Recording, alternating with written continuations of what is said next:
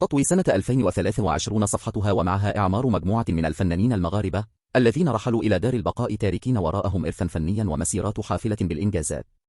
خديجة أسد فقدت الساحة الفنية شهر يناير الماضي أحد أهراماتها برحيل الفنانة القديرة خديجة أسد التي وافتها المنية عن سن يناهز 71 سنة بعد معاناة طويلة مع المرض.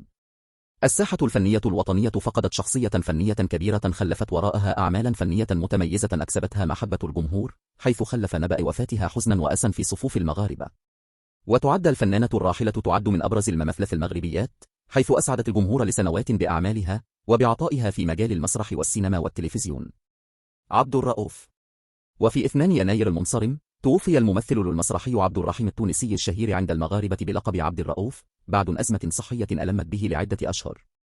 عبد الرؤوف وافته المنية عن عمر يناهز 86 سنة، حيث عانى قيد حياته من مرض على مستوى القلب ما كان يتسبب له في انتفاخه وضيق في التنفس باستمرار.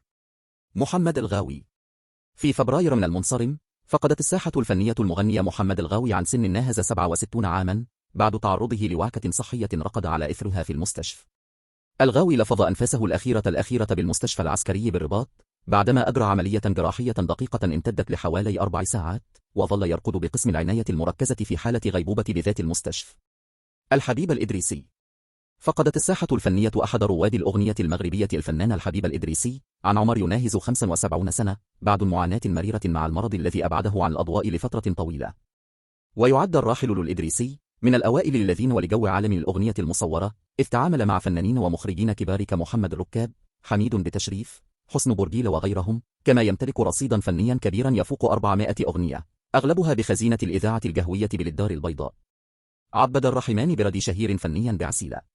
فارق عبد الرحمن بردي الشهير فنيا بعسيلة الحياة عن عمر ناهز 74 عاما بعد صراع مع المرض ومروره بوعكة صحية النقل على إثرها قبل أيام لإحدى المصحات الخاصة بمدينة الدار البيضاء.